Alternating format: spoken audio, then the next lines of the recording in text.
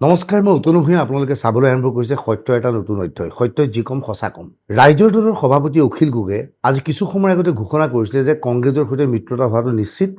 আজি নিশা 12 বজাৰ ভিতৰত মিত্ৰতা সম্পূৰ্ণ হ'ব। শুনি ভাল লাগিছিল যে ৰাইজৰ দল আৰু কংগ্ৰেছৰ মাজত মিত্ৰতা হ'ব, কিয়নো ৰাইজৰ দলৰ বহু নেতা কৰ্মীয়ে অপেক্ষা কৰি আছিল এই মিত্ৰতাৰ প্ৰসংগক লৈ, যে মিত্ৰতা হ'বনে নাই, কোন কোন সেইখন আসনত মিত্ৰতা হ'ব তাক লৈ আলোচনা চলি আছিল। এইখিনি সময়তে নাহৰকটীয়াৰ পৰা গৌৰৱ গগৈৰ এটা ভাষ্য আহিছে। গৌৰৱ গগৈয়ে মিত্ৰতাক গুৰুত্ব প্ৰদান কৰিছে, কিন্তু লগতে এক তাৎপৰ্যপূৰ্ণ বক্তব্য আগবঢ়াই কৈছে যে কংগ্ৰেছৰ নীতিৰ বিৰোধিতা কৰি নিলম্বিত হোৱা শ্বেৰমান আলী আৰু পূব গোৱালপাৰাৰ ৰচিদ মণ্ডলক ৰাইজৰ দলে লৈ ভাল কাম কৰা নাই। ইয়াৰ অৰ্থ কি যে ৰচিদ মণ্ডল আৰু শ্বেৰমানক এইবাৰ ৰাইজৰ দলে যদিহে টিকট দিয়ে তেনেহ'লে হয়তো কংগ্ৰেছে সমৰ্থন নজনাব। এনেধৰণৰ ইংগিত আজি গৌৰৱ গগৈয়ে দিছে। আচলতে কংগ্ৰেছে এইবাৰ যিকোনো প্ৰকাৰে ৰাইজৰ দলৰ লগত মিত্ৰতা কৰাটো অতিকৈ প্ৰয়োজনীয় হৈ পৰিছে। নিৰ্বাচন সমাগত, নিৰ্বাচনৰ আগতে তেওঁলোকে বিৰোধী ঐক্যৰ কথা কৈ আছিল। বিগত লোকসভা নিৰ্বাচনৰ সময়তো ভূপেন বৰাৰ নেতৃত্বত যেতিয়া বিৰোধী ঐক্যৰ প্ৰসংগ আছিল, বিৰোধী ঐক্য চিঞৰি আছিল, কিন্তু শেষ মুহূৰ্তত দেখা গ'ল যে মিত্ৰতা নহ'ল। বামপন্থীয়ে নিজাববীয়াকৈ প্ৰাৰ্থী থিয় কৰালে, মনোৰঞ্জন তালুকদাৰক বৰপেটাত, কংগ্ৰেছেও প্ৰাৰ্থী থিয় কৰালে। এক কথাত ক'বলৈ গ'লে মিত্ৰতা ভাঙি গ'ল। এইবাৰ পুনৰ মিত্ৰতাৰ প্ৰসংগ উত্থাপন হৈছে। গতিকে গৌৰৱ গগৈয়ে জানে যে এইবাৰ যদি বিৰোধী ঐক্যক একত্ৰিত কৰিব নোৱাৰে তেনেহ'লে ভোটাৰৰ মাজত এটা বেয়া মেছেজ যাব। গতিকে ভোটাৰক আকৰ্ষিত কৰাৰ স্বাৰ্থতেই গৌৰৱ গগৈয়ে মিত্ৰতা হোৱাটো বিচাৰে। আৰু এই কথা অখিল গগৈ ভালকৈ জানে যে কংগ্ৰেছে এইবাৰ মিত্ৰতা কৰিব। গতিকে অখিল গগৈয়ে নিজৰ গেম খেলি দিলে। অখিল গগৈয়ে নিজৰ প্ৰাৰ্থী ঘোষণা কৰিলে নিজৰ কেইটামান সমষ্টিত প্ৰাৰ্থী বিচাৰিলে। এইবাৰ কেইমাহমানৰ আগলৈ উভতি যাব বিচাৰিছোঁ। তেজপুৰত এখন সভা অনুষ্ঠিত হৈছিল কংগ্ৰেছৰ। সেই সভাখনত হঠাৎ গৌৰৱ গগৈয়ে ঘোষণা কৰিলে সাংবাদিকৰ প্ৰশ্নৰ উত্তৰত যে 126টা সমষ্টিৰ ভিতৰত 100টাত কংগ্ৰেছে খেলিব আৰু বাকী 26টা সমষ্টি মিত্ৰদলক এৰি দিব। অৰ্থাৎ জাতীয় পৰিষদ, ৰাইজৰ দল, বামপন্থী বা যোনে যোনে মিত্ৰতা নকৰে কিয় তেওঁলোকৰ মাজত 26খন আসনতে সীমাবদ্ধ থাকিব। ৰাইজৰ দলৰ সূত্ৰৰ মতে গৌৰৱ গগৈয়ে বক্তব্য আগবঢ়োৱাৰ পূৰ্বে ৰাইজৰ দলৰ কোনো নেতাৰ সৈতে আলোচনা কৰা নাছিল। এই নিজাববীয়াকৈ কৈছিল। অৰ্থাৎ কংগ্ৰেছে সিদ্ধান্ত লৈছিল যে আমি 100খনত খেলিম, মিত্ৰতা কৰা যদি 26খনত তোমালোকে মিত্ৰতা কৰা। ৰাইজৰ দলে মিত্ৰতা কৰি এখন দীঘলীয়া তালিকা প্ৰস্তুত কৰিছিল, কিন্তু কংগ্ৰেছে সেই তালিকা গ্ৰহণ নকৰিলে। ইয়াৰ পিছত দুই পক্ষৰ মাজত আলোচনা হ'ল। এটা বৰ ইণ্টাৰেষ্টিং ঘটনা এটা সংঘটিত হৈছে। ৰাইজৰ দলৰ একাংশ নেতাই একো একোটা সমষ্টিত নিৰ্বাচন খেলিবলৈ আজি 2-3 বছৰ আগৰ পৰাই চেষ্টা চলাই আছিল, কোনোবা এবছৰৰ পৰা চেষ্টা চলাই আছিল। উদাহৰণস্বৰূপে তেওঁলোকৰ সাধাৰণ সম্পাদক অলকনাথৰ কথা কওঁ। অলকনাথ তেজপুৰৰ যুৱক, মই অলকনাথক ভালকৈ চিনি পাওঁ। অলকনাথে আজি প্ৰায় 3-4 বছৰ আগৰ পৰাই তেজপুৰৰ পৰিৱৰ্তে বৰচলাত নিৰ্বাচন খেলিবলৈ প্ৰস্তুতি চলাই আছিল। অলকনাথ নিশ্চিত আছিল যে ৰাইজৰ দলৰ প্ৰাৰ্থীয়ে বৰচলাৰ পৰা তেওঁ নিৰ্বাচন খেলিব। কিন্তু শেহতীয়াভাৱে কংগ্ৰেছ আৰু ৰাইজৰ দলৰ মিত্ৰতা হোৱাৰ পিছত অলকনাথো নিশ্চিত আছিল মিত্ৰতা হ'লেও বৰচলাত কংগ্ৰেছৰ স্থিতি বৰ মজবুত নহয়। গতিকে বৰচলাত কংগ্ৰেছে ৰাইজৰ দলৰ প্ৰাৰ্থী অলকনাথক সমৰ্থন জনাব। একেই ঘটনা সংঘটিত হৈছিল ৰমেন বৰঠাকুৰৰ ক্ষেত্ৰত। ৰমেন বৰঠাকুৰ কংগ্ৰেছৰ নেতা আছিল। বিগত নিৰ্বাচনত 2021 চনত জালুকবাৰীত হিমন্ত বিশ্ব শৰ্মাৰ বিৰুদ্ধে প্ৰতিদ্বন্দ্বিতা কৰিছিল। পৰৱৰ্তী সময়ত তেওঁ তৃণমূল কংগ্ৰেছৰ সভাপতি হৈছিল। তৃণমূল কংগ্ৰেছৰ সভাপতিজনক ৰাইজৰ দলে যোগদান কৰিবলৈ মাতিলে, অখিল গগৈয়ে আমন্ত্ৰণ জনালে আৰু তৃণমূল কংগ্ৰেছৰ নিচিনা দল এৰি ৰমেন বৰঠাকুৰ ৰাইজৰ দলত যোগদান কৰিলে আৰু তেওঁক কাৰ্যকৰী সভাপতিৰ দায়িত্ব দিয়া হ'ল। এতিয়া ৰমেন বৰঠাকুৰে টিকেট বিচাৰিছে দিছপুৰৰ পৰা। আমোদজনক ঘটনা এটা সংঘটিত হৈছে যে এই দুজন নেতাই বা তেওঁলোকৰ আৰু এজন নেতা আছে ৰাহুল চেত্ৰী বোধহয়।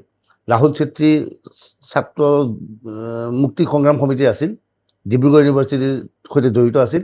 ৰাহুল চেত্ৰীয়ে দীৰ্ঘদিন ধৰি মাঘেৰিটাৰ পৰা ইলেকশ্যন খেলিব বিচাৰি আছিল। এতিয়া কংগ্ৰেছৰ পৰা মিত্ৰতা সংক্ৰান্তত তেওঁলোকক অদ্ভুত প্ৰস্তাৱ দিয়া হৈছে, কৈছে ৰাহুল চেত্ৰীয়ে মাঘেৰিটাৰ পৰা খেলিব নালাগে, তেওঁ ডিগবৈৰ পৰা খেলক। অলকনাথক কোৱা হৈছে যে আপুনি বৰচলাৰ পৰা খেলিব নালাগে, আপুনি তেজপুৰৰ পৰা খেলক, তেজপুৰ চিটটো আমি ৰাইজৰ দলক এৰি দিম। আৰু আমাৰ ৰমেন বৰঠাকুৰক কোৱা হৈছে যে দিছপুৰৰ বাহিৰে আপুনি বাকী যিকোনো এটা সমষ্টি বিচাৰক, তাত আপোনাক খেলিবলৈ দিম। আচলতে এইবোৰ হৈছে কি? অনুৰূপ ধৰণৰ ঘটনা সংঘটিত হৈছে ৰাইজৰ দলৰ নাওবৈচাৰ প্ৰাৰ্থী হৰিশ দাস, ডাক্তৰ হৰিশ দাস। তেওঁ নাওবৈচাৰ কাৰণে লাগি আছিল। এতিয়া কৈছে যে নাওবৈচাত আপুনি খেলিব নালাগে, আপুনি ৰঙানদীত খেলক। এয়া হ'ল কংগ্ৰেছৰ প্ৰস্তাৱ। কংগ্ৰেছে কি ভাবিছে? নিৰ্বাচন কিবা ফুটবল খেল বুলি ভাবিছে নেকি? মন গ'লে যে এইখন ফিল্ডত নেখেলি সিখন ফিল্ডত খেলিব। একোজন প্ৰাৰ্থী এটা সমষ্টিত জিকিবলৈ দীৰ্ঘ সময় ধৰি কষ্ট কৰি থাকে। এতিয়া হঠাৎ নিৰ্বাচনলৈ একমাহ থকা অৱস্থাত কৈ দিয়া হৈছে যে আপুনি সেই সমষ্টিটো খেলিব নালাগে, আপুনি এইটোত খেলক। আৰু এই কথাত অখিল গগৈ মান্তি হ'বনে? আজিৰ তাৰিখত অখিল গগৈয়ে যিকোনো পৰিস্থিতিত কংগ্ৰেছৰ লগত মিত্ৰতা কৰিব বিচাৰে। ইয়াৰ মূল কাৰণ হৈছে তেওঁৰ নিজ সমষ্টি শিৱসাগৰ। শিৱসাগৰত অখিল গগৈৰ অৱস্থা পূৰ্বৰ দৰে ভাল নহয়। যোৱাবাৰ অখিল গগৈ জিকিছিল যেতিয়া অখিল গগৈ জেলত আছিল। অখিলক ভোট দিব লাগে বুলি গুৱাহাটীৰ বহু বুদ্ধিজীৱীয়ে গৈ শিৱসাগৰত বাহৰ পাতিছিল। অখিল গগৈৰ মাতৃয়ে শিৱসাগৰত কান্দি কান্দি জেলত থকা পুত্ৰক ভোট দিবলৈ কৈছিল। আৰু শিৱসাগৰবাসীয়ে ভাবিছিল অখিলক জিকাই আমি বিধায়ক কৰিলে জেলৰ পৰা ওলাই আনিব পাৰিম আৰু শিৱসাগৰৰ বাবে তেওঁ কাম কৰিব। কিন্তু অপ্ৰিয় হ'লেও সত্য, অখিল গগৈয়ে শিৱসাগৰক অধিক কনচেনট্ৰেশ্যন দিয়াৰ পৰিৱৰ্তে গুৱাহাটীত বেছি গুৰুত্ব দিছিল বা গুৱাহাটীত বেছি সময় ব্যস্ত আছিল। সেইবোৰে অখিল গগৈক এতিয়া কিছু কিছু পৰিমাণে হ'লেও ক্ষতি কৰিছে। তৎসত্বেও অখিল গগৈৰ স্থিতি অতি দুৰ্বল হৈ যোৱা নাই। এতিয়াও অখিল গগৈ শক্তিশালী স্থিতিতে আছে। কিন্তু অখিল গগৈয়ে ভালকৈ জানে এইবাৰ যদি শিৱসাগৰত কংগ্ৰেছে এজন প্ৰাৰ্থী থিয় কৰায়, অৰ্থাৎ কংগ্ৰেছে এজন আহোম প্ৰাৰ্থী থিয় কৰাৰ কথা চলি আছে, তেনেহ'লে আহোমৰ ভোট ডিভিজন হ'ব। তাত বিজেপিৰ ফালৰ পৰা কুশল দৰীক টিকট দিয়াৰ কথা চলি আছে। অগপৰ প্ৰদীপ হাজৰিকাই বন্ধুত্বসুলভ প্ৰতিদ্বন্দ্বিতা কৰিব বিচাৰিছে। ইয়াৰ মাজত কংগ্ৰেছে যদি থাকে ভোট বিভাজন হৈ অখিল গগৈ ক্ষতিগ্ৰস্ত হ'ব। গতিকে অখিল গগৈয়ে যিকোনো পৰিস্থিতিত শিৱসাগৰত যাতে কংগ্ৰেছে নিৰ্বাচন নেখেলে সেইটো বিচাৰিছে, অৰ্থাৎ কংগ্ৰেছৰ লগত মিত্ৰতা বিচাৰিছে। কিন্তু ইয়াৰ অৰ্থ এইটো নেকি যে ৰাইজৰ দলৰ সভাপতিজনে শিৱসাগৰখন আসনখন লাগে বাবেই ৰমেন বৰঠাকুৰক দিছপুৰৰ পৰিৱৰ্তে জালুকবাৰীলৈ পঠিয়াই দিব, অলকনাথক বৰচলাৰ পৰিৱৰ্তে তেজপুৰলৈ পঠিয়াই দিব। যিটো সময়ত অলকনাথে বৰচলাত আজি 3 বছৰ ধৰি লাগি আছিল, সেই সময়ত যোৱাবাৰ এই কেইদিনমানৰ আগতে অনুষ্ঠিত ৰাসত বৰচলাৰ এক অনুষ্ঠানলৈ আহি ৰিপুণ বৰাই কিছু কংগ্ৰেছ কৰ্মী দেখি হঠাৎ সিদ্ধান্ত ল'লে যে গহপুৰৰ পৰিৱৰ্তে তেওঁ বৰচলাত ইলেকশ্যন খেলিব। লগে লগে গৌৰৱ গগৈকে ধৰি কংগ্ৰেছৰ জ্যেষ্ঠ নেতাসকলে এতিয়া ৰাইজৰ দলক হেঁচা দিছে যে বৰচলাৰ পৰা যিহেতু ৰিপুণ বৰাই খেলিব, গতিকে ৰাইজৰ দলে বৰচলাৰ পৰা খেলিব নালাগে, ৰাইজৰ দলৰ প্ৰাৰ্থীজনে তেজপুৰৰ পৰা খেলিব লাগিব। তেজপুৰৰ দৰে এখন সাংস্কৃতিক নগৰী, উত্তৰ অসমৰ আটাইতকৈ প্ৰধান কেন্দ্ৰ, সেই আসনখনত এতিয়া কংগ্ৰেছে যুঁজিবলৈ সাহস কৰা নাই নেকি? কংগ্ৰেছে ৰাইজৰ দলক কিয় এৰিব বিচাৰিছে? ই কেনে বাৰ্তা দিব? অনুৰূপ ধৰণৰ প্ৰশ্ন এই ধৰণৰ আহিছে যে ৰাইজৰ দলক দিছপুৰৰ দৰে সন্মানজনক আসন যদি কংগ্ৰেছে এৰি দিয়ে কংগ্ৰেছৰ কি হ'ব?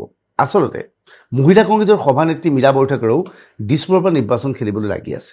কংগ্ৰেছে সেয়ে কৈছে যে মীৰা বৰঠাকুৰে দিছপুৰৰ পৰা খেলিব, গতিকে ৰাইজৰ দলৰ কাৰ্যকৰী সভাপতি ৰমেন বৰঠাকুৰে প্ৰয়োজন সাপেক্ষে জালুকবাৰীৰ পৰা খেলক। অৰ্থাৎ ৰাইজৰ দলৰ প্ৰতিনিধিয়ে ক'ৰবাত খেলিব লাগে, খেলক, আৰু জিকাটো বেলেগ কথা।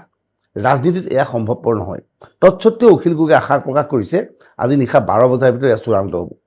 কিন্তু মোৰ যিখিনি খবৰ, সেই খবৰ অনুসৰি দিছপুৰ আৰু বৰচলা কোনো ক্ষেত্ৰতে ৰাইজৰ দলক কংগ্ৰেছে এৰি নিদিয়ে। তৎসত্ত্বেও অখিল গগৈয়ে কংগ্ৰেছৰ সৈতে মিত্ৰতা কৰিব নেকি? অখিল গগৈয়ে মৰিয়নি বিচাৰিছে। কংগ্ৰেছে কৈছে মৰিয়নি আসনখন আপোনালোকক এৰি দিবলৈ সাজু আছোঁ। মানহ আসনখন অখিল গগৈৰ দলক এৰিবলৈ সাজু আছে। দলগাঁও আসনখন অখিল গগৈক এৰিবলৈ সাজু আছে। কিন্তু শ্বেৰমান আলী যিজনে ৰাইজৰ দলত আহিলে, মাণ্ডিয়া সমষ্টি ৰাইজৰ দলক এৰিবলৈ কংগ্ৰেছ সন্মত নহয়। পূব গোৱালপাৰা ৰচিদ মণ্ডল আহিলে সেই আসনখন কংগ্ৰেছে এৰিবলৈ সন্মত নহয়।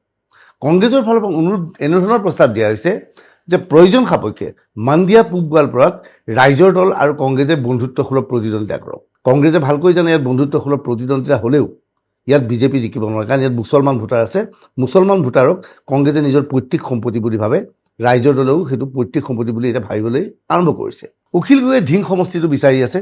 ধিঙত 90% মুছলিম আছে। এতিয়া কংগ্ৰেছৰ ফালৰ পৰা কোৱা হৈছে আমি ধিং সমষ্টিটো এৰি নিদিওঁ, প্ৰয়োজন সাপেক্ষে ধিং সমষ্টিত আমি বন্ধুত্বসুলভ প্ৰতিদ্বন্দ্বিতা কৰিম। আচলতে মুছলমান অধ্যুষিত সমষ্টি কোনো ক্ষেত্ৰতে কংগ্ৰেছে এৰি দিব বিচৰা নাই। কংগ্ৰেছৰ ধাৰণা AIDF শেষ হৈ যোৱাৰ পিছত এইবোৰ সমষ্টিত এতিয়া কংগ্ৰেছৰ দপদপনি আছে। কিন্তু হিন্দুৰ সমষ্টিত কংগ্ৰেছে ৰাইজৰ দলৰ সৈতে বন্ধুত্বসুলভ প্ৰতিদ্বন্দ্বিতা কৰিবলৈ আগ্ৰহ প্ৰকাশ কৰা নাই। আজি কংগ্ৰেছৰ সাহস হ'ব লাগিছিল যে ঠিক আছে, ধিং, পূব গোৱালপাৰা অথবা মাণ্ডিয়াত মুছলমান অধ্যুষিত অঞ্চলত কংগ্ৰেছ আৰু ৰাইজৰ দলৰ মাজত বন্ধুত্বসুলভ প্ৰতিদ্বন্দ্বিতা হ'লে কংগ্ৰেছৰ আপত্তি নাই। তেনেহ'লে মাৰ্ঘেৰিটাত বন্ধুত্বসুলভ প্ৰতিদ্বন্দ্বিতা কৰাত আপত্তি কিয়? কংগ্ৰেছে ভালকৈ জানে যে মাৰ্ঘেৰিটাত বন্ধুত্বসুলভ প্ৰতিদ্বন্দ্বিতা হ'বলৈ হ'লে বিজেপি চকুমুটি জিকি যাব। এনে পৰিস্থিতিৰ মাজত এতিয়া আলোচনা চলি আছে। অখিল গগৈয়ে কেইটামান সমষ্টি বিচাৰি আছে, সেই সমষ্টিখিনি এতিয়াও এৰি দিয়া নাই। তৎসত্ত্বেও অখিল গগৈয়ে আশা প্ৰকাশ কৰিছে আজি নিশা 12 বজাৰ মাজত দুয়োটা দলৰ মাজত মিত্ৰতা হ'ব। মোৰ মনে নকৰে যে আজি নিশাৰ ভিতৰত মিত্ৰতা হ'ব। হয়তো মিত্ৰতাৰ যিখন খেল আৰু কিছু টানাজোৰা চলিব। হয়তো শেষ মুহূৰ্তত অখিল গগৈয়ে ৰাইজৰ দলৰ মাজত মিত্ৰতা হ'ব। কিন্তু মিত্ৰতা হ'লেও এটা কথা নিশ্চিত, অখিল গগৈয়ে বিচৰাৰ দৰে ৰাইজৰ দলক অধিক আসন কংগ্ৰেছে এৰি নিদিব। কংগ্ৰেছে ৰাইজৰ দলক এনে কিছুমান আসন এৰি দিব য'ত ৰাইজৰ দলৰ কোনো শক্তি নাই, য'ত কংগ্ৰেছৰ কোনো শক্তি নাই। আমি অপেক্ষা কৰিব লাগিব, আজি নিশা নালাগে কাইলৈ পুৱালৈকে অপেক্ষা কৰিব লাগিব। কাইলৈ পুৱা সকলো কথা স্পষ্ট হ'ব বুলি ধাৰণা কৰিব পাৰি। এই ভিডিঅ' সংক্ৰান্তত আপুনি আপোনাৰ মতামত কমেণ্ট ছেকশ্যনত লিখিব পাৰিব। ধন্যবাদ।